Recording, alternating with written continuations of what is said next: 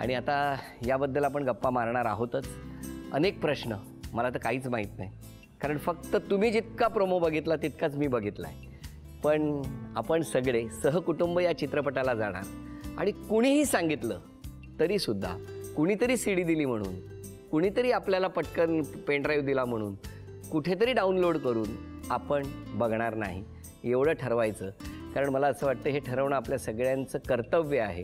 कारण हा आपला चित्रपट आहे, मराठी चित्रपट आहे. आणि या चित्रपटाच्या बाबतीत किंबहुना कुठलाच चित्रपटाचं प्रदर्शन झाल्यानंतर सहकुटुंब तिकीट काढून खऱ्या अर्थानं जर चित्रपटाचा सन्मान करायचा असेल तर आपण चित्रपटगृहात जाऊनच चित्रपट बघूया.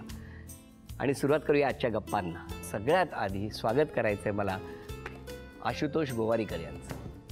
नमस्कार. नमस्कार. आणि संपूर्ण कुटुंबाचं, कारण तुम्ही व्हेंटिलेटर या चित्रपटाचे सगळे त्या कुटुंबाचे सदस्य आहात. मला खूप काही विचारायचं आहे, कारण त्यांचे प्रश्न माझ्या मनातून तुमच्यापर्यंत पोहोचणार आहेत. खूप दिवसांनी मराठी चित्रपटात दिसला, होय, बरं वाटलं आम्हाला. चित्रपटाविषयी बोलूया, पण आधी सांगा तुमचं बालपण कुठलं? माझं बालपण मुंबईतच आहे. मुंबईत कुठे? बांद्र्यामध्ये. शाळा सेंट रिझाज हायस्कूल. आणि घरी कोण कोण? घरी आई, वडील, बहीण अश्लेषा आणि बायको सुनीता, 2 मुलं आहेत, कोणार्क आणि विश्वान. शाळेत असताना आता जसे तुम्ही शांत आहात तसेच होता का? नाही, मी कम्प्लिटली ऑपोजिट होतो. कारण मला नेहमी वरचेवर रिमार्क मिळायचा. ते एक कंप्लेंट असायची टीचर्सची की हा खूप बोलतो वर्गात. तर दर महिन्याला एखादा रिमार्क यायचाच की हा खूप बोलतो वर्गात. मग आता गप्प का झाला? कालांतराने एवढे गप्प का झाला? आता समजलंय की जितकं ऐकू शकतो आणि ग्रास्प करू शकतो, ॲब्झॉर्ब करू शकतो ते जास्त आहे. त्यामुळे गप्प बसून ॲब्झॉर्ब करावं आणि ते फिल्मच्या मार्गे. शाळेतून तेव्हा येणारी तक्रार ही एकच असायची की वर्गात बोलतो? होय. बाकी कुठली तक्रार नाही? बाकी कुठली? मस्ती वगैरे कधी केली नाही? नाही, मस्ती नाही. हो ना. आई बाबा काय करायचे? वडील माझे पोलीस ऑफिसर होते. बरं. आणि मग त्यांनी त्यामुळे घरी जे बोलू शकायचे नाहीत ते शाळेत बोलायचं. You cracked it for me. कदाचित तसंच असेल ना. बाबा पोलीस ऑफिसर म्हटल्यानंतर घरी बाबा दहशत असेल तर. नाही, पण बाबा तसे नसतील कदाचित, तुमच्याकडे बघून वाटतं. नाही, अजिबात नाही. फारच प्रेम आणि फारच परफॉर्मिंग आर्ट्सचं वेड हे जे आईवडिलांना आहे ते त्यांनी मला इंट्रोड्यूस करून मलाही त्यात आणलं असं मला फिलिंग आहे. कारण लहानपणापासून नाटकं बघणं, फिल्म्सना जाणं, म्हणजे मी सतीश दुबाजींचं ती फुलराणी बघितलेलं आहे, मी लागूनचं डॉक्टर दत्ता भट यांचं नटसम्राट बघितलेलं आहे लहानपणी. तर माझं इंट्रोडक्शन त्यांनी या कम्प्लीट क्रिएटिव्ह वर्ल्डमध्ये. पण तेव्हा कधी वाटलं नव्हतं की पुढे जाऊन तुम्ही या क्षेत्रात काम कराल? असं कधी वाटलं नव्हतं, स्वप्न पण नव्हतं. असंही काय करायची इच्छा होती? ॲक्च्युली मला तर खूप मोठा प्रश्न होता की आपण एक्झॅक्टली काय करणार आहोत. मनात खूप मोठी स्वप्न होती की इंजिनिअरिंग किंवा मेडिकल किंवा आर्किटेक्चर असं काहीतरी करूया, पण तसे नंबर पडायला पाहिजेत ना. ते नंबर कधी मॅच नाही झाले. आणि त्यामुळे आर्किटेक्चरची एक्झाम पण मी जे एंट्रन्स एक्झाम आहे ती मी फेल झालो आणि मग मी BSc मध्ये आलो. ते बरं झालं. कधी कधी होतं ते चांगल्यासाठी. आपण वैयक्तिक सुद्धा खूप गप्पा मारल्या. पुन्हा एकदा आपण चित्रपटाकडे वळूया, कारण इतका वेळ ज्यांच्या स्वागतासाठी आपण उत्सुक होतो त्यांचं स्वागत झालेलं आहे आणि स्वतः दिग्दर्शक आता उपस्थित आहेत. स्वागत आहे तुमचं. तुम्ही येईपर्यंत आम्ही सगळेजण बऱ्याच गप्पा मारल्या, म्हणजे खूप गप्पा मारल्या सगळ्यांनी. तुमच्याविषयी आम्हाला जाणून घ्यायचे, तुमच्या बालपणाविषयी. आधी माझं बालपण कोकणात गेलं, श्रीवर्धन गावामध्ये गेलं. पण श्रीवर्धनवरून मुंबईत कसे काय आले मग? श्रीवर्धनला कॉलेज नव्हतं आणि मला ॲक्च्युली माझा एक भाऊ आहे, तो कमर्शियल आर्टिस्ट आहे.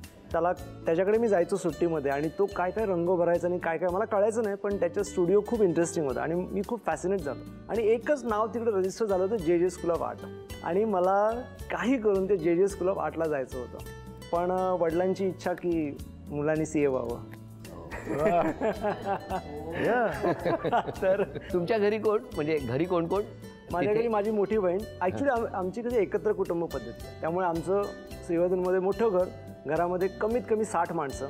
म्हणजे एवढी माणसं असल्याशिवाय तुम्ही काही करू शकत नाही, म्हणून हे सिनेमामध्ये डबल आहे. त्यामुळे एवढ्या माणसांची घरी पण आणि सेटवर पण मला सवय आहे.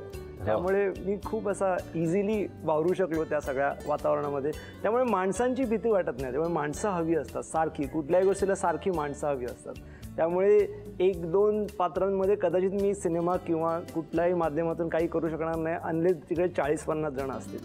तर going back to my childhood, 10वीपर्यंत मी श्रीवर्धन गावामध्ये वाढलो.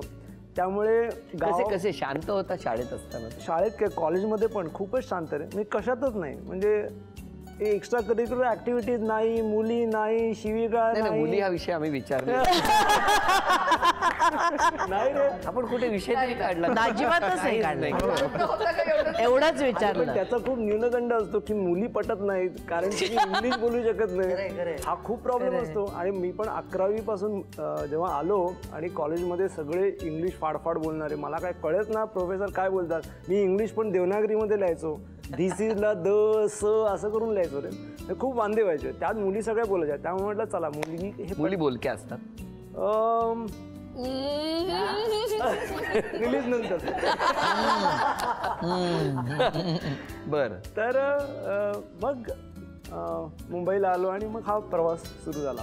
मला सांगा, इतकी वर्ष तुम्ही होता कुठे हो? म्हणजे आता तुम्ही आम्हाला एकदम या व्हेंटिलेटरमुळे सगळ्यांच्या समोर आलात, मराठी घराघरात पोहोचलात. मला माहिती आहे तुमचं काम पडद्यामागे बरंच आहे. जरा एकदा सांगा ना, नेमकं कुठे कुठे होता तुम्ही? कुठे गायब झाला होता? श्रीवर्धन वरून आला आणि त्यानंतर डायरेक्ट व्हेंटिलेटरवर. मधले टप्पे जरा सांग, कळू द्या ना आम्हाला. मुंबईला आलो तर असं ठरूनच आलं होतं की JJ's क्लब आर्टला जॉईन व्हायचं, पण ते झालं नाही. कॉमर्समध्ये होतो. 36% BComमध्ये पास झालो. तेव्हा वडिलांनी सांगितलं की आता बस झालं. आता म्हणजे वडिलांना खात्री झाली की आता तर हा CA होऊ शकत नाही. म्हणजे एक गॅरंटी आहे की आता होऊ शकत नाही. घरी किराणा मालाचं दुकान आहे, घरी चला लेंगा जब्बा घालून किराणा मालाच्या दुकानात बसा, दुपारी जेवायला घरी या, लग्न करा आणि बस उर्वरित आयुष्य तिकडेच काढा, हे ठरलं होतं. बरं, नशिबाने BCom नंतर एक मुलगी पटली होती. मग आता गावाला कसं परत जायचं, मग काय करायचं हा प्रश्न पडला. मग मुंबईला राहायचं होतं. मग आता वडिलांना जास्त एज्युकेशनमधलं काही कळत नव्हतं. ते छोटेसे व्यापारी होते. त्यामुळे मी वेलिंगकर कॉलेजला डिप्लोमा बिझनेस मॅनेजमेंटसाठी ॲडमिशन घेतली. त्याच्यामध्ये कोणालाही ॲडमिशन मिळते आणि ते संध्याकाळचं कॉलेज असतं. त्याच्यासाठी काही इंटेलिजन्स लागत नाही, परीक्षा नसते, काही नसतं. बरं, वडिलांना वाटतं मुलगा आपला बिझनेस मॅनेजमेंट करतोय. ते खुश झाले. चल बाबा, बिझनेस मॅनेजमेंट करतोय, राहा मुंबईमध्ये. राहिलो. बरं, त्या दरम्यान काही अभ्यास करावा लागतो, कारण आता डिप्लोमा बिझनेस मॅनेजमेंट अभ्यास तर करावा लागणार. आणि मी छोट्या मोठ्या नोकऱ्या करायला सुरुवात केली. पहिली नोकरी मला एक पार्ट टाईम मिळाली, जी मी सकाळ ते दुपार करायचो. 150 रुपये पगार होता तो. त्या पगारात मी ती नोकरी चालू केली होती. पण म्हटलं मुंबईत राहायचं आहे, वडिलांना वाटलं पाहिजे काहीतरी करतोय, नोकरी करतोय, शिक्षण करतोय, किती मोठं वाटतं ना, काय मुलगा, वा वा वा वा. ते गावामध्ये तर मुंबईत राहून असं सगळं काही करतोय. मला माहीत होतं मी काय करत होतो. त्या दरम्यान अभ्यास करायचा होता म्हणून जागा नव्हती अभ्यास करायला, कारण मी पेइंग गेस्ट राहायचो. मग एका माझ्या मित्रांनी एक पॉलिक्लिनिक होतं तिकडे, डॉक्टर सतीश राजमाचीकर म्हणून त्यांचं पॉलिक्लिनिक होतं. तर ते त्यावेळेला सिरियल करायचे, मराठी सिरियल. आणि मी बाजूच्या रूममध्ये अभ्यास करत असताना म्हणजे त्यांचे खूप उपकार आहे की ते मला अभ्यासासाठी जागा दिली. म्हणजे बाकीची माझी पॉलिक्लिनिक दिवसभर खाली असतात, तिथे येऊन बसत जा. आणि त्यांनी डेंटिस्टची त्यांची थांबवली होती आणि ते सिरियल्स करायचे, प्रोड्युसर आणि डिरेक्ट. तर मी त्यांच्या मिटिंगमध्ये जाऊन बसायचो आणि सगळेजण ते मिटिंग करायचे, कथानकाबद्दल बोलायचे. मी सजेशन द्यायला लागलो. मला म्हटलं, अरे चांगलं सांगतोस रे तू मला जॉईन हो ना, असिस्टंट डिरेक्टर हो. म्हणजे नको असिस्टंट डिरेक्टर वगैरे मला नाही व्हायचं. तर म्हणजे नाही तू खूप चांगलं सांगतोयस काहीतरी. मग असिस्टंट डिरेक्टरची मग ते मी म्हटलं पगार किती देणार? ते म्हणले 750. आला मग तर फसला. काही पेशंटना मी रोज बघायचो, ते मला बघायचे. आणि त्यात एक बाई होती, तिचे मिस्टर ICUमध्ये होते. आणि मग एक दिवशी ती मला म्हणाली की अभी तो शायद नहीं होगा, अभी तो वो जाएंगे. तर म्हटलं अरे कुछ नहीं होगा, आप चिंता मत करो, सब ठीक हो जाएगा, आएंगे. मग एक दिवस सकाळी असा गेलो, थोडीशी हसत होती. म्हटलं क्या हुआ? वो वापस आ गए वार्ड में. बोला सो क्या बात है, क्या बात.